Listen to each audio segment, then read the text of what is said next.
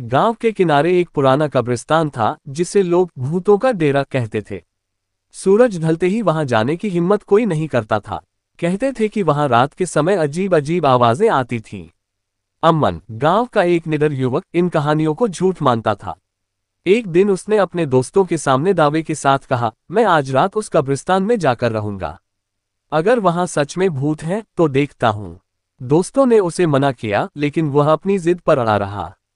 रात के 12 बजे अमन ने एक टॉर्च और माचिस लेकर कब्रिस्तान का रुख किया। जैसे ही वह वहां पहुंचा, एक अजीब सी ठंडी हवा चलने लगी। पेड़ों के पत्ते सरसराने लगे और दूर कहीं उल्लू की आवाज गूंज उठी। अमन ने कब्रिस्तान का मुख्य फाटक खोला, जो जंग लगा हुआ था और कर्कश आवाज करता था। अंदर जाते ही उसे महसूस हुआ कि कोई उसे देख रहा है। वह बार बार पीछे मुड़कर देखता, लेकिन हर बार उसे खालीपन नजर आता। कब्रिस्तान के बीचों बीच एक पुराना बरगद का पेड़ था। कहते थे कि उसी पेड़ के नीचे सबसे ज्यादा आत्माएं घूमती थीं। अमन ने हिम्मत जुटाकर पेड़ के पास जाने का फैसला किया। जैसे ही वह पेड़ के करीब पहुंचा, उसे किसी के रोने की आवाज सुनाई दी। आवाज धीरे धीरे तेज होती गई।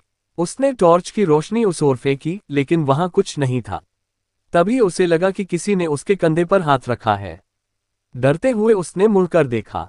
वहां एक बूढ़ी औरत खड़ी थी, जिसके चेहरे पर गहरे कट के निशान थे और आंखें खाली गड्ढों जैसी थीं। वह धीरे धीरे अमन के पास आए और बोली, तुम यहाँ क्यों आए हो? ये जगह तुम्हारे लिए नहीं है। अमन डर के मारे पीछे हटने लगा। तभी औरत का चेहरा विकराल रूप में बदल गया।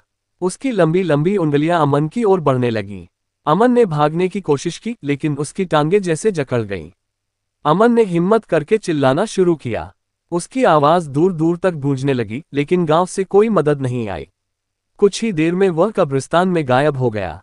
अगली सुबह गांव वालों ने कब्रिस्तान के बाहर अमन की टॉर्च और जले हुए माचिस की तीलियां पड़ी देखीं। पर अमन का कोई पता नहीं चला। कहते हैं, जो भी उस कब्रिस्तान में रात बिताने की कोशिश करता है, वह फिर कभी नहीं लौटता। आज भी अगर कोई रात को उस कब्रिस्तान के पास से गुजरता है, तो उसे अमन की चीखें सुनाई देती हैं, जो मदद के लिए पुकार रही होती हैं। कुछ जगहें इंसानों के लिए नहीं होती।